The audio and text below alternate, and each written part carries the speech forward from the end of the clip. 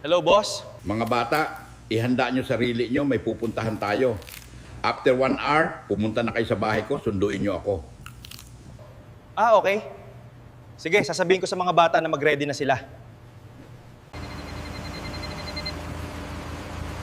Hello, Gob! Napatawag ka? Mr. Contractor, kailangan kita ngayon. Magdala ka ng bulldozer at ilang tao may wawasakin tayong bahay. Una, kakausapin ko muna. Pero pagka nagsinungaling o hindi nagpakita, tuloy natin ang wasak ng bahay. Teka, Gob, hindi yan kasama sa kontrata ko. Kailangan mong magdagdag ng bayad sa akin. Hindi ako basta-basta nakikipag-areglo ng ganyan. Dagagdagan mo ako ng 2 million, wawasakin ko ang bahay at lilinisin ko ang buong area. Wala akong pakialam sa dagdag singil mo. Gusto ko lang mapatunayan ang haka-haka tungkol sa asong lobong may pakpak. Sige, kita tayo mamaya. Yan ang gusto ko sa'yo, Gob. Napakabilis mo kausap. Sige, makalipas ang 2 oras, nandyan na kami sa area. Magkita na lang tayo doon. Liwanag, lalo kang nanghihina. Kailangan kong makahanap ng kahit na isang malaking kuneho. Ito ay sasapat na sa pagkain ng aming kaibigan na si Liwanag. Uy, may unggoy. Kahit isa lang nito ang mahuli ko, ay pwede na.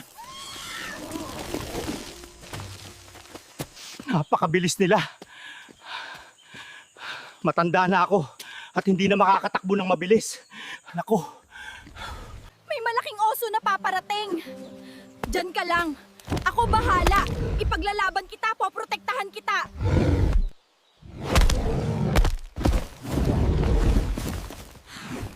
Okay ka lang ba, Liwanag? Tara na dun sa dati mong pwesto. Bumalik ka na dun sa pwesto mo. Saan kaya ako makakahanap ng kuneho? Halos naikot ko na ang buong kagubatan. Wala akong makitang kuneho. Nako, mabangis na baboy, Ramo. Ayun, may kuneho. Kailangan kong hulihin. Yay! May pagkain na si Liwanag. Pabalik na ako kila Liwanag. May dala akong 4 na saging at isang kuneho. Mabubusog na kami nito. Protektahan kita araw-araw. Okay ka lang ba? Pabalik na yun si tatay. Sigurado ako, may dala siya na paborito mong kuneho. Ito ang kuneho. Kainin mo para manumbalik ang iyong lakas.